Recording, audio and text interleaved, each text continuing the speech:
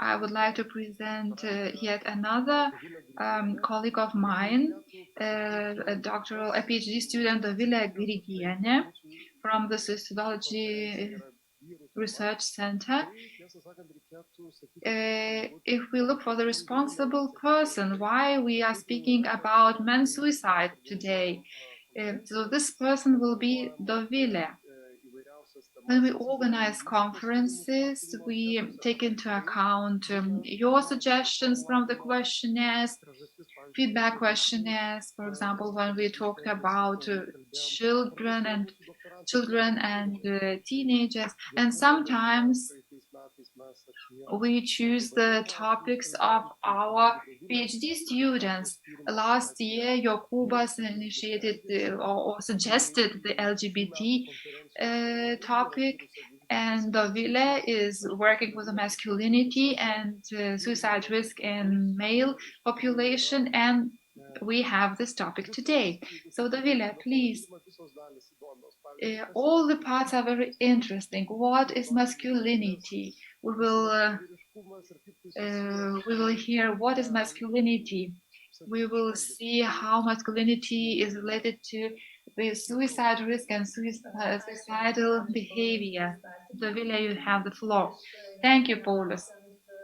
With further ado, I will share my screen. Yeah, and I will try to answer the questions.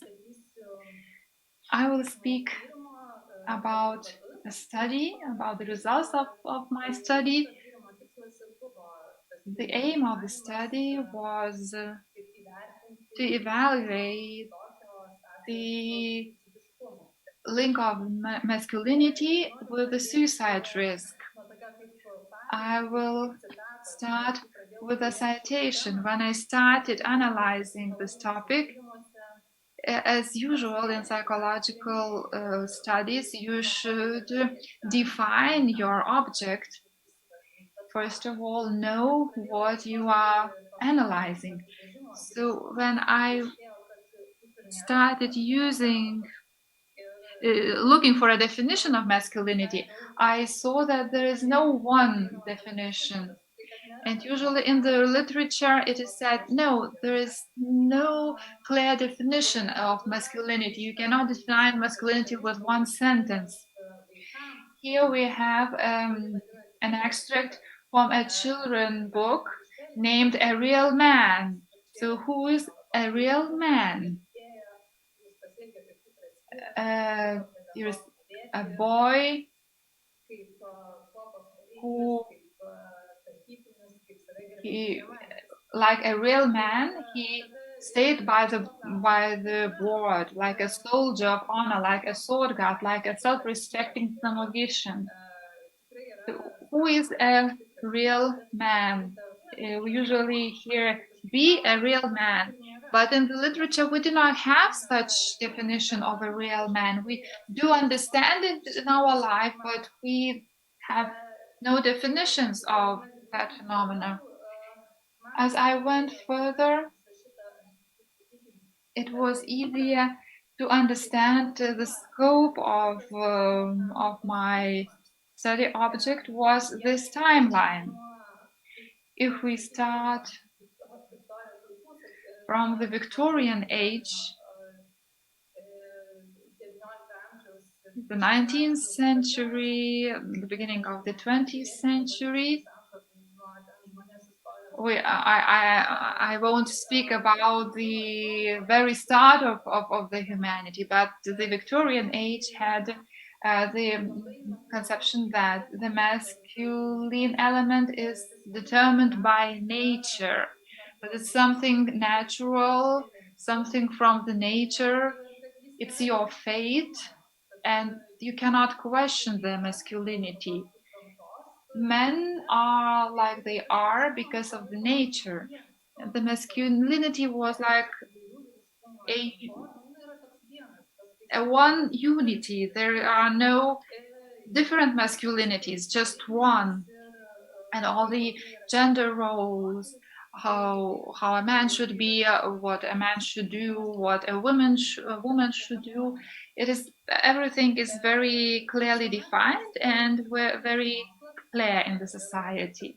When the psychology science was born, Sigmund Freud said that the successful outcome of male development is becoming a man. And here the idea came up that perhaps not only the nature but also the environment has an influence on the masculinity. And here we speak about the influence of the family, that the relationship with the parents is very important for the masculinity. It shapes it, but still at that time becoming a man was very important. If a boy becomes a man with some female features, it means that there has been something wrong during his becoming of man process. And it was thought that a man should be competing, a person that likes male activities, not too emotional. When the feminist movement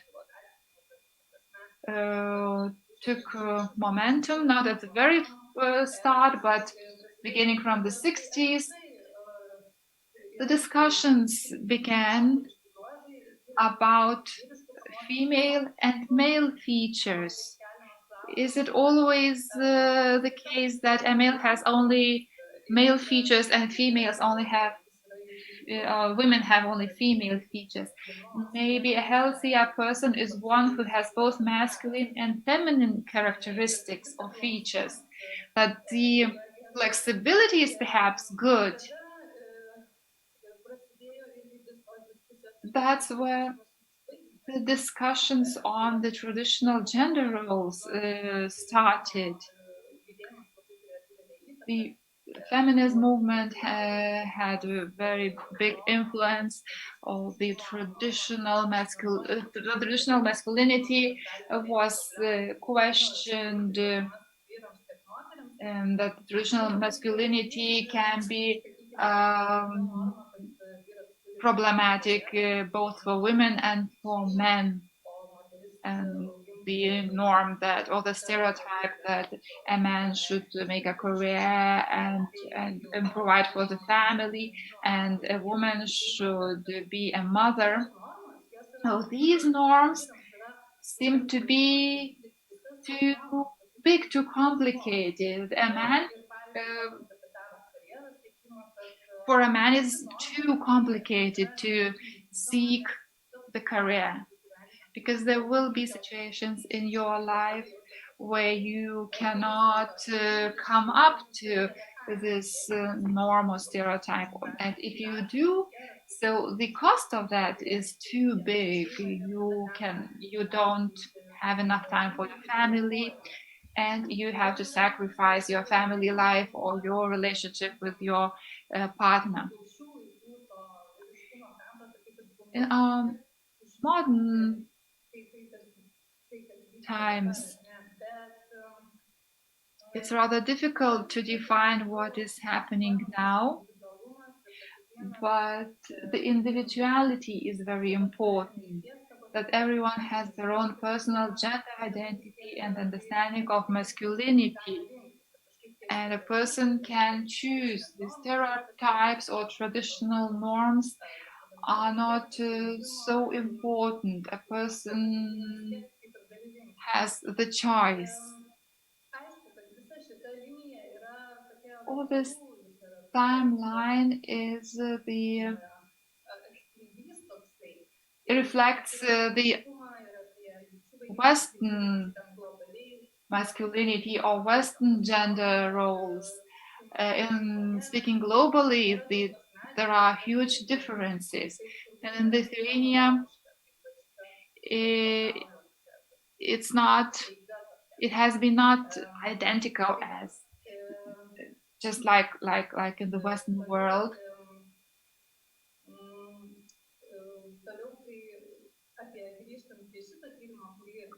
If we come back to my study, the masculinity has been evaluated through 3 dimensions that show the masculinity in 3 dimensions. First of all, the gender roles, the conflict of the role of a man. What are the requirements for a man? It comes into conflict with the personal needs and personal situations, personal environment, for example, the career and the family life and relationship, and the male identity. Masculinity is not only our role or our appearance, how we act. Each person has their own identity and their own masculinity, which is being shaped from the first days of your childhood.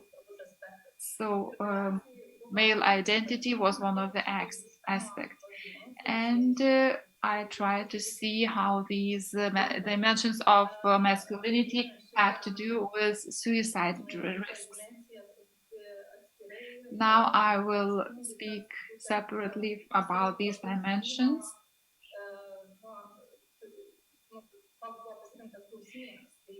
They had to do with my choice of the questionnaire. I chose the social roles questionnaire and concretely gender-linked subscales. It looks at attitudes towards gender roles, the extent to which a person attributes certain social roles to a particular gender. For example, how should a female behave? How should a male behave? For example, a father's main duty is to look after the financial well-being of his children. What is the main role of a father? This questionnaire reflects how much traditional is this approach. Male role conflict. For this aspect, I had a separate questionnaire. It assesses gender role conflict, men's reactions to incompatible and unrealistic expectations of the male role, how he should behave, and how he actually behaves. Like an example, I find it difficult to express my emotional needs to my partner. This discrepancy that a man thinks he should not be too emotional, he should be calm, but if he shows emotions, it could be a burden for him in the real life situation. But then in the family situation, he looks like a very reserved person.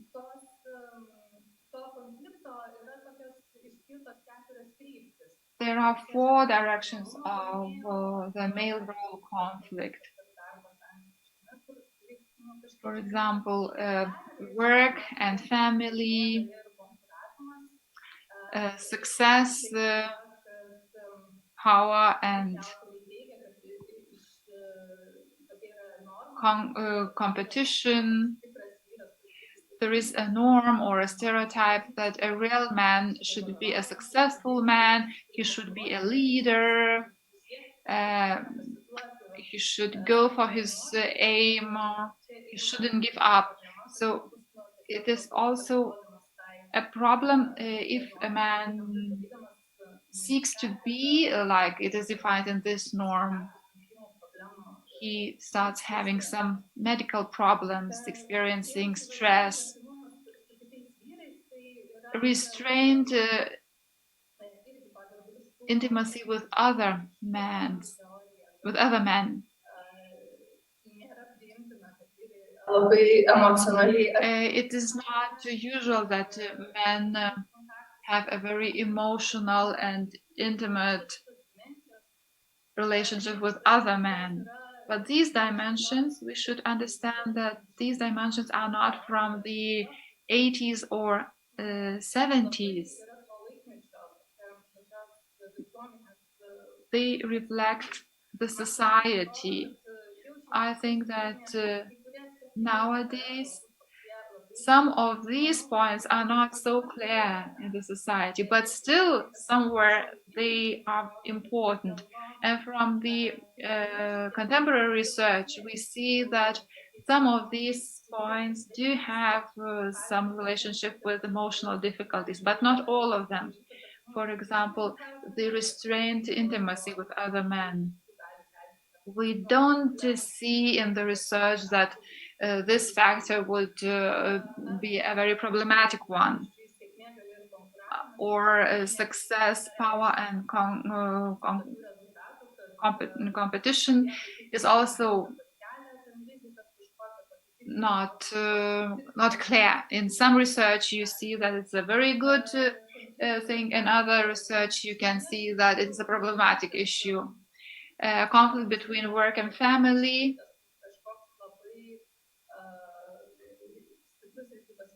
It is not a very important risk factor, but the restrained emotionality is a very important factor. This fear of showing emotions has a lot to do with the suicide risk.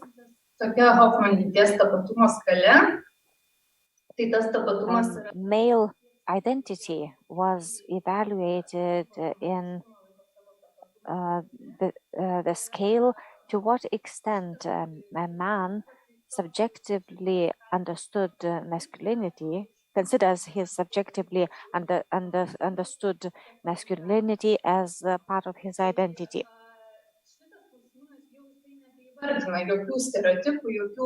This survey does not mention what the person has to be like, and allows the individual to name himself for himself how they are feeling.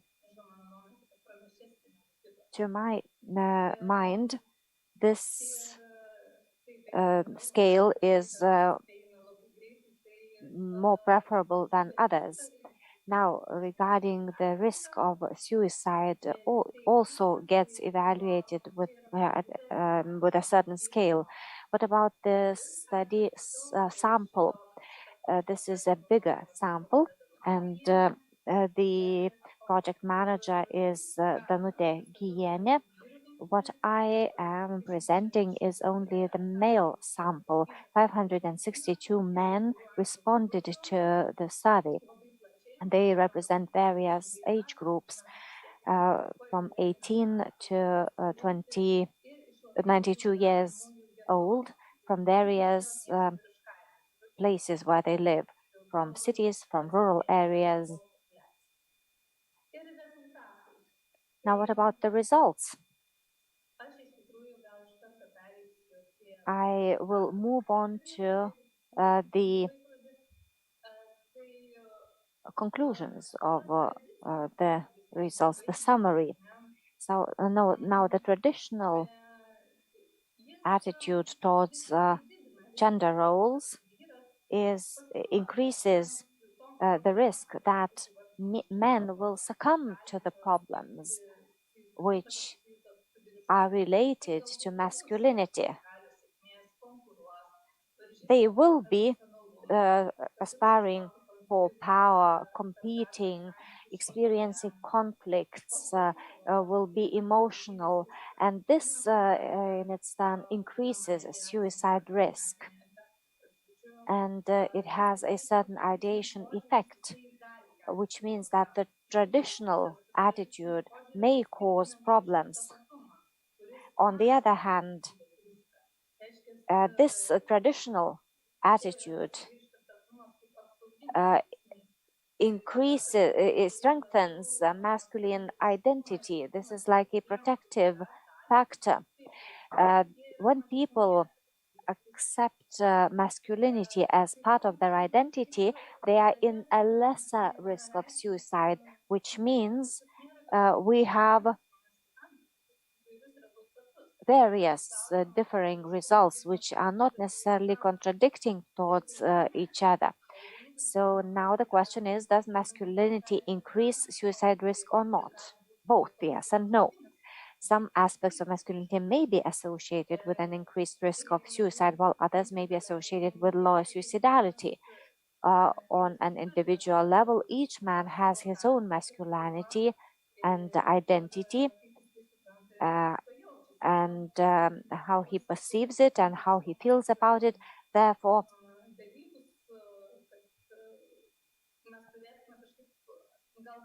we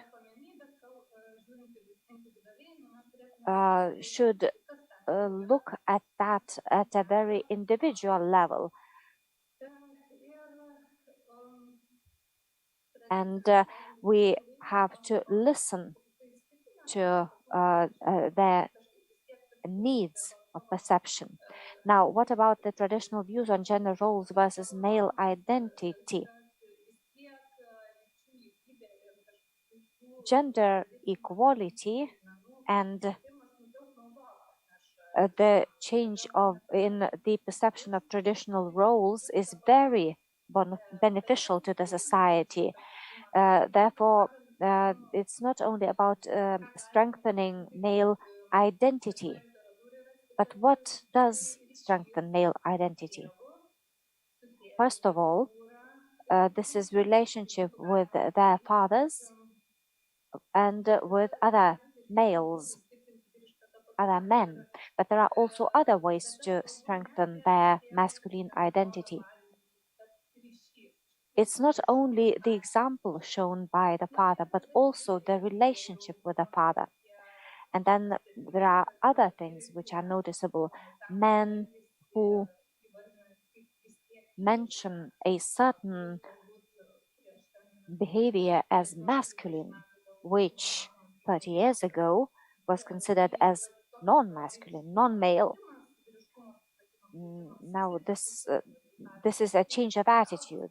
For instance, they need to be brave in order to apply for help because this is non-masculine. Or, for instance, I have to provide for my family, and that's why I have to solve my problems about suicidality, because I have to take care of my family. And this masculinity attitude towards it helps contribute to suicide prevention. Thank you very much. Now, I would like to give the floor to anyone who will take it over. Thank you very much. Now, before jumping to questions, I will ask my own question. Did I get it right? Male identity means that if an individual feels convinced in his masculinity and it plays a positive role in suicidal behavior, the more convinced they are, the more secured they are within that, the lesser the suicidal risk. Which means that if this identity grows due to the relationship with others, like the father or other men, then that's fine because it contributes to the prevention. But if this is related to the traditional restricted emotionality, power, and so on, then this becomes problematic, right? It can, on the contrary, increase suicidal risks, right? Yes. Yes, this is the source of male identity.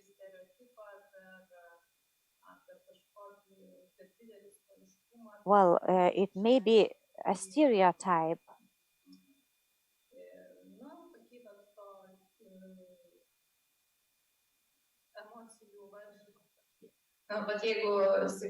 It may be expressed through restricting emotions.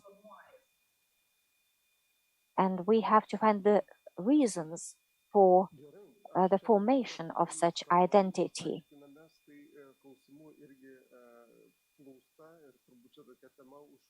Well, I see that there are many questions. Three major suicidal criteria are actually typical of contemporary women, like competition, unemployment, and emotional restriction. Why are they still treated as masculine criteria? Well, this is a good question. Yes.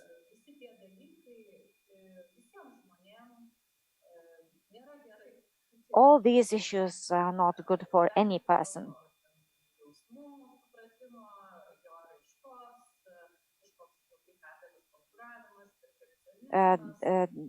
Restricted emotionality, perfectionism, competition, all these factors are not healthy to anyone. And studies have shown that all the surveys that have been used are interrelated. And one issue is that when this is theoretically related to masculinity, but when we speak about women, I relate this also to femininity. It cannot be related only to masculine norms. This also happens, of course. For instance, the career surroundings may have very well expressed, vividly expressed the masculinity norms. Of course, there are certain aspects that are traditionally construed as the masculinity norm. Of course, yes, in certain 50 years, people will be saying that back then this was considered as a masculinity norm, but nowadays this is a norm of femininity. Okay, one more question. In a contemporary context, the gender roles are not given a lot of significance, as if there are no gender roles. Do you think this contributes to suicide prevention?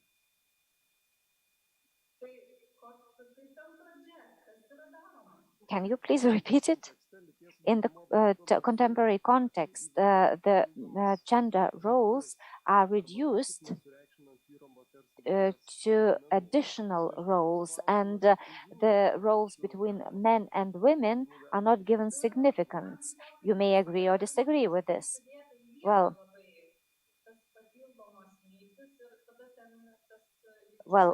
these are additional, the additional genders and gender roles are not one and the same thing. I cannot speak a lot on the topic of additional genders, but regarding gender roles, there are studies which show that in such states where gender equality is more widely expressed, like for instance in Finland, in cases of economic crisis, male suicide rates do not increase that much. Studies have shown that in case of child raising, if a father is more involved in child raising, this is good for mental health for both of the child and of the father. I see more benefits. In other words, it's quite the contrary. If we depart from the stereotypes about something being male or female, And when there's more gender equality, then we have less spread of suicidal behavior, right? A lower spread of suicidal behavior. Yes, we have studies proving that. But yes, I understand the question. If we speak about male identity and gender roles, it should seem that these traditions should be kept, but as we see, these gender roles and stereotypes raise other problems. Okay, thank you, Dovile.